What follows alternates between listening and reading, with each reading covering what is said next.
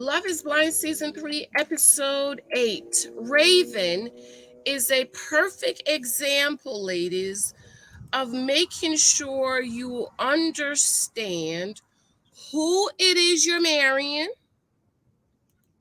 and do you want to spend the rest of your life with this man? Because I get the feeling like a lot of women just does not understand marriage and that a husband needs to be taken care of. He's gonna need his stew, Raven. Have some stew in the house for your husband. And Raven is so shocked that SK Mama and them is telling him, bow down. They like to be pampered, have some food all the time in the house. And she's looking at them like, what? Stew? What's that? What? Stew? What? Oh my God. Oh my God. Yeah, Raven. Raven and Stacia, they don't need no husband. They think a husband is an accessory. No, no, no. A husband is a whole other person that needs to be taken care of. If he's paying these bills around here, he needs to be taken care of. Okay, my husband came home. My husband went away this week, business trip to New Mexico. He came yesterday. By the time we got home, he was here. It was still early. I say, Mike, it's still early. You can run around the corner and get the COVID test because you know he can't sleep in my bed till he get a negative COVID test. And so, I was gonna come back and do Love Is Blind episode 8, but then he came home. So you came home quick. He was like, there was only one person, and he's been there before, so they just called him in and did the test. And I had to, and then he came home. I had to talk to him because he needs to be talked to. How was your trim?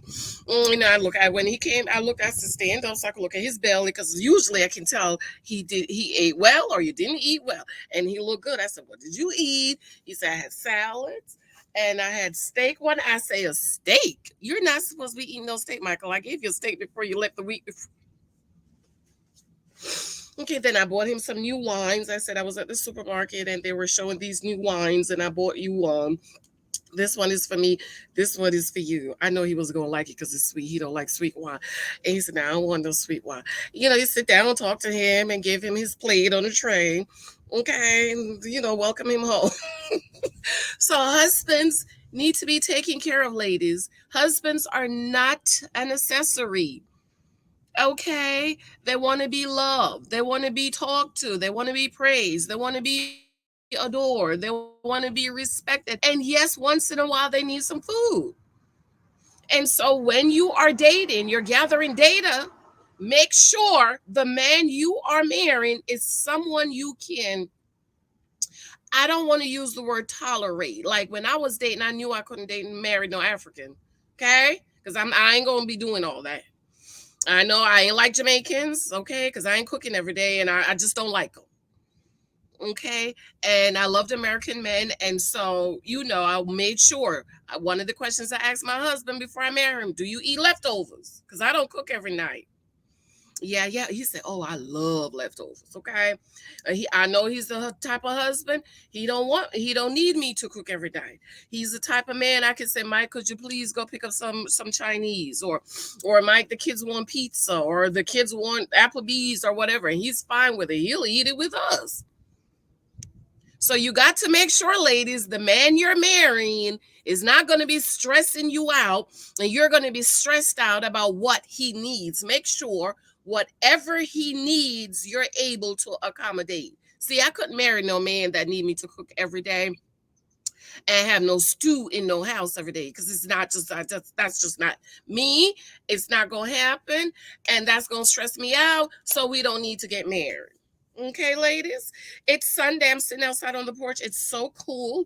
I've been so hot the last couple of days. I feel like turning my ear on. Even little Michael last, I was like, Michael, mommy, the AC's not coming on. The AC's not coming on. The temperature went back up, but thankfully it's coming back down. and it's feeling a little cool outside. And I wanted to show you guys my Christmas tree because my new landscaper, he trimmed it. Doesn't it look really nice, like a Christmas tree? Oh my god, he did a great job. He cleaned up all of these little trees here. I can actually see my neighbor house now, and I'm just loving it until he does something to get on my nerves. And I'm like, Mike, you gotta let the new landscaper go by. All right, y'all. Be sure to subscribe, thumbs up, share this out. Don't forget, I still have a surprise for you guys that you guys don't know anything about except for the girls, my friends, and the girls at the job. And hopefully, in the next week or two, if not this week, then definitely next week, I will tell you what this huge, huge, huge surprise is. And you are going to be like, oh my God. Okay, you're gonna be so surprised. You're not even gonna be you just gonna be like, oh my God, Jesus, oh my God, you just not gonna. So I love you. Thank you for your love and support. I'll be in the comments again today, and I'm gonna try to do episode 8 and 9 today, if not today and tomorrow morning, and then we can go live tomorrow night to talk about Married at First Sight and Love is Blind. Tuesday's a holiday for me. It's election day Tuesday. Make sure you go out and vote. Go out and vote. I was listening to urban radio, and they was talking. They were entertaining some people, and they were like, "Oh, there was some over kinfolk that didn't even know it's election time." And I'm like, "How do you not know it's election time? You get the ballot in the mail." This is why I don't listen to the radio, because the stuff be upsetting me. But anyways, girl, make sure you go out and vote. If you didn't know, well, Tuesday is election. It's the midterms, okay? So go out and let your voice be heard. You can't complain about what's going on in our nation if you are not casting your vote. From what I'm hearing, Dems are going to lose the House and the Senate. Okay, Dems lose the House and the Senate. That means President Biden hands will be tied for the next 2 years, and he will be able to do nothing. Okay, I'm an independent, by the way, just in case you're wondering. I don't believe in party line, because if they're talking about something that I don't agree with, I'm voting for the other man. Okay. All right. Okay, y'all. So episode 8, we see Colleen. She's at her ballet thingy, and she's dancing, and she's talking about what happened the night before, because remember, the night before, she later tell the story that they agreed that all the girls got in one Uber, all the guys got in one Uber. They were going to go to the club. Instead of the guys going to the club, they went home. And then Colleen called and said, "We're at the club, come to the club." But then Matt is going to act like he didn't know where Colleen is. See, I don't trust Matt. Colleen, you need to run to the hills from whence cometh your help, girl. Because one day we're going to turn our TV on, and we going to see you on the TV for not good reasons because of Matt. And I just don't understand, Colleen, why you can still go ahead and is still wanting to marry this man and talk about, "I love you. We in this together. I'm not going to let this go." Girl, you need to run. Matt looks abusive. I didn't say he is abusive. I say he looks abusive. Okay. And I just don't understand why she still want to go ahead and marry him. We see Bartiz. He said he's been exhausted with everything that's been going on. He's not emotionally and physically attracted to her. And then he come home, and Miss Nancy wanted him to jump her bones. And I'm like, Nancy, he just told you last night. He just told you last night, Nancy, that the physical and the thing is not there. It's not this picture. That the physical and the emotional is not there, but you still want to jump his bone.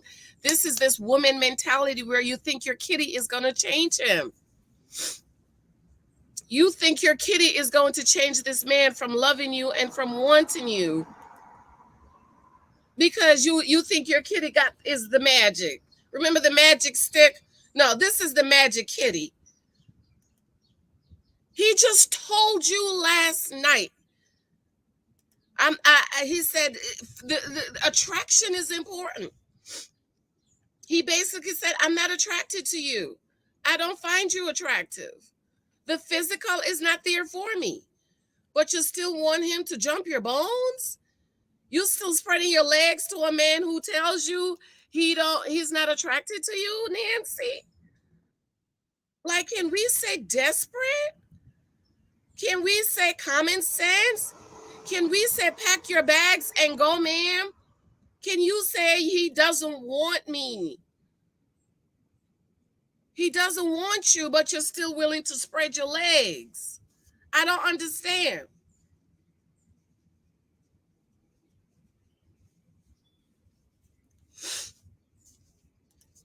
Nancy, you need to just go. He's not physically attracted to you. Ladies, please understand a man must find you attractive.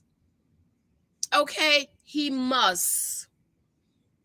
You older ladies, leave these young boys alone. They're, first of all, they're not ready. And you will always be older than them. You will start getting older. Your boobs will start falling before them. You ladies, get you somebody a little bit older. My husband is 55, 45, 56, 56. After 25, I don't know, okay? And my boobs, they're still standing up, child. When he see me button there, he's still looking. He's still peeking and looking. Ain't no, I don't have no, no stretch marks. I don't got no,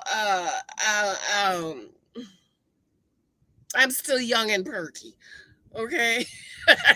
I'm still perky. So leave these young boys alone, you older woman. Our bodies change. She's 32. It's time to be having the baby. Bartiz wants to wait, Nancy. Run to the hills from whence cometh your help. I just don't understand why you still want to go ahead and marry this man. And I'm looking at Nancy and I'm like, Nancy's older than 32. There is no way. There is no way Nancy is. I think that Nancy's about 40. I think Nancy's 40. Because her skin is too loose.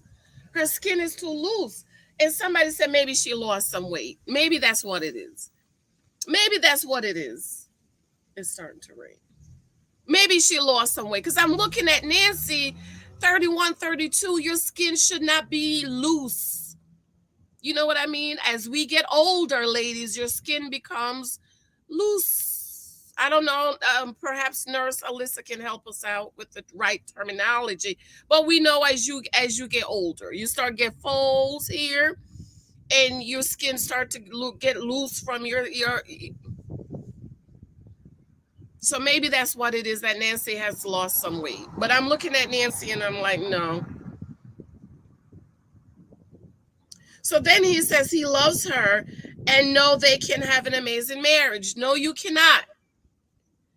You will always live with, I'm not attracted to her. And you know what? That's not fair for you, and that's not fair for Nancy. Nancy claimed he has changed, uh, claimed the stuff he said last night was immature, but you still wanted him to jump your bones. I don't understand. Right? And I don't think it's immature. He was telling you the truth, Nancy. Nancy, he is telling you the truth. He is telling you, I am not physically attracted to you. That is not immaturity. That is the truth, Nancy, that you need to live with, you need to accept, and you need to walk away because this man is not physically attracted to you.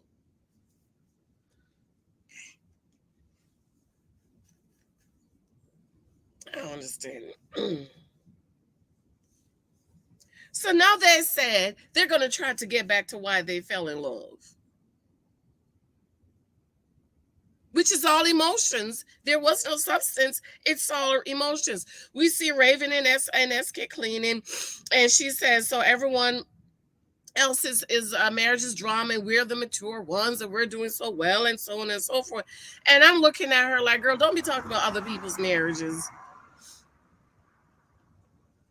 Just don't be doing it, because we all know you with SK because Bartiz didn't want you, and you only got with him so you can see what Bartiz looks like. We okay. So then Raven says, they asked Raven, the girls were talking, they asked Raven who would be the worst wife, asked the group of ladies who would be the worst wife, and Alexis says Raven. She said, you would be the worst wife. I think so too. I don't think Raven should get married. I don't think she's ready to get married. I think a husband for her is an accessory like Stacia, because you don't want to do nothing wifely other than maybe lay down with him. Other than that, he's on his own. So then she says she's different because they all want the traditional type wife, and they all want to have the two kids and the White House and the white picket fence and work from home and be stay-at-home mom and bake cookies. And I'm looking at her like, that's what wives and mothers do. We take care of our families. We bake cookies for the neighbors. I didn't bake them no cookie. I bought them a rug. I bought them a welcome to the neighborhood rug and a flower wreath for their door. That's what I don't bake cookies, because I'm not gonna eat your cookies. If you bring me cookies, I ain't gonna eat it, girl. So I ain't gonna bake you no cookies. I bought you a rug from Target.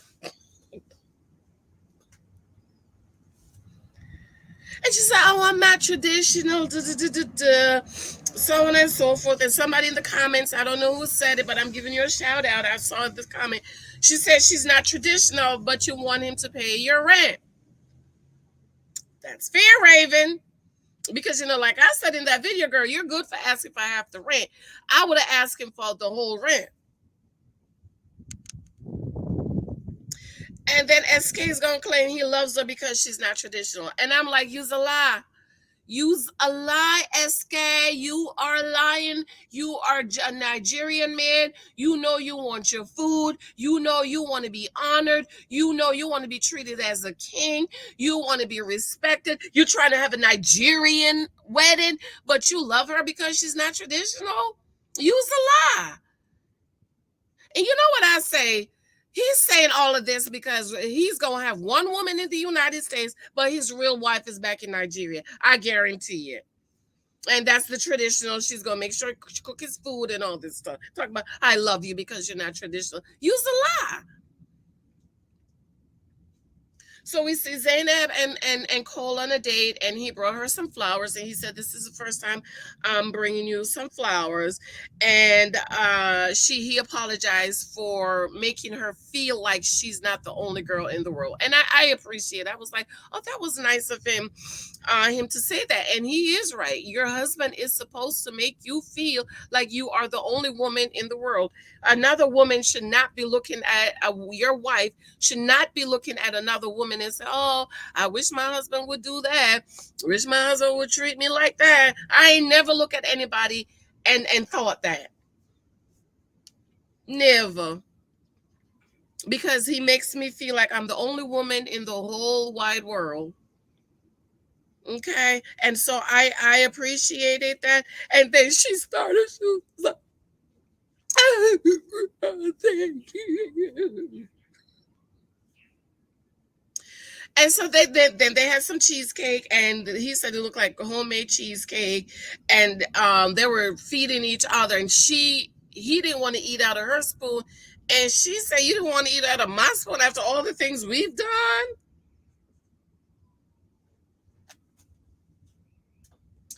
And then he said, "Tell me, do you want me to lick you right now?" And I was like, "What did you say? Rewind, rewind."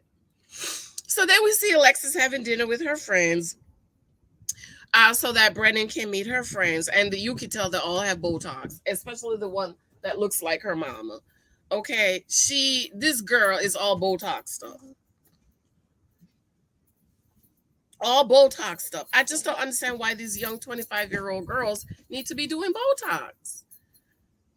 Alexis actually looks good. She must not be doing it a lot, but that other girl next to her, my God, it was all Botox. She couldn't even open her mouth.